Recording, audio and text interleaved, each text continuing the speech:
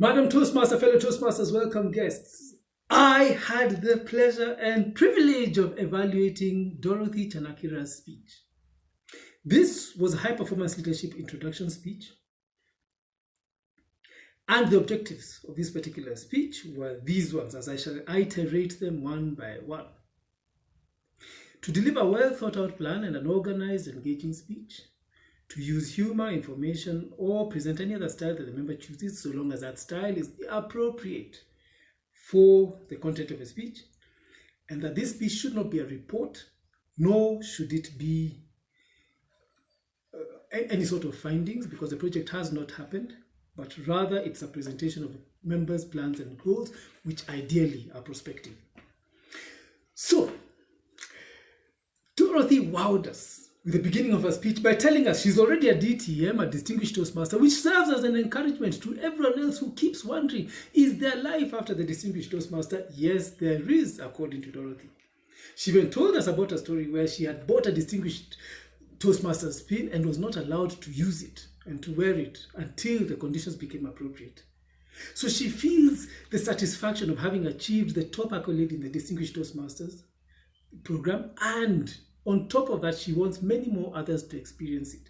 And that, because of that, then her high-performance leadership project is to ensure that she provides the training that people need to achieve accolades like these ones. She gave an analogy, which I agreed with, about jeans in a Mr. Price store, where the jeans are in a bin, they look like they've been discarded. And one would think that they're useless, that they're the extras, that they're the property that Mr. Price doesn't have any need for. Until you take the jeans home and you realize that these are very high quality products that are fit for use. And so it is very often with Toastmasters. You find that Toastmasters is such a rich program, but because it is so easily and freely available at a minimal cost, then people don't tend to look at it carefully and don't tend to appreciate it the way it should be appreciated. So I'm glad you highlighted that, because it's a struggle we have very often with selling the Toastmasters as a program, because people don't seem to understand what it is, and because of that, they don't value it. And that presents a challenge.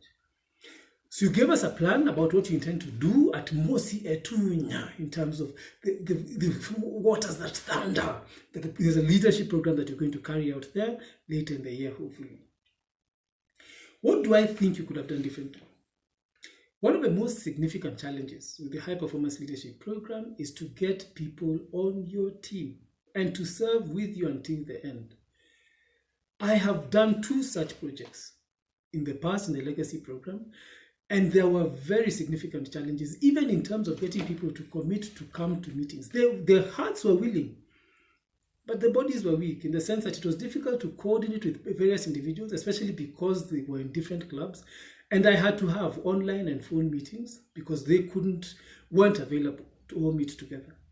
So I think that you could have been clearer in terms of what you wanted this particular audience to do, rather than a generic request that I would like you to participate in this program.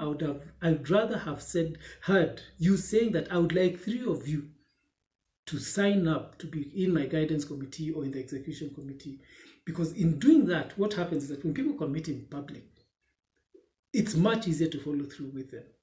The second was, I didn't know what exactly was going to happen in terms of the program itself. You said you wanted Toastmasters from all over the world. I don't know how many of us from all over the world can actually fit into a program like that. So I'd rather also that you'd be specific, even with the other people who you were quite literally speaking to people all over the world, what you would like us to do to support this particular program. Dorothy, I loved it, that you were in a well-lit room. You were resplendently dressed. And the fact that it was so well-lit that a member brought it up and asked, how is it that you managed to do this? Because all of us seem to be struggling with lighting. And you seem to have nailed that. So you've gotten this thing about the online meetings. You've gotten these things about the online presentations. You did an awesome job. I am clear about what you want. And I look forward to seeing the implementation of this particular speech. And I now hand the gavel back to Madam President. Madam Toastmaster.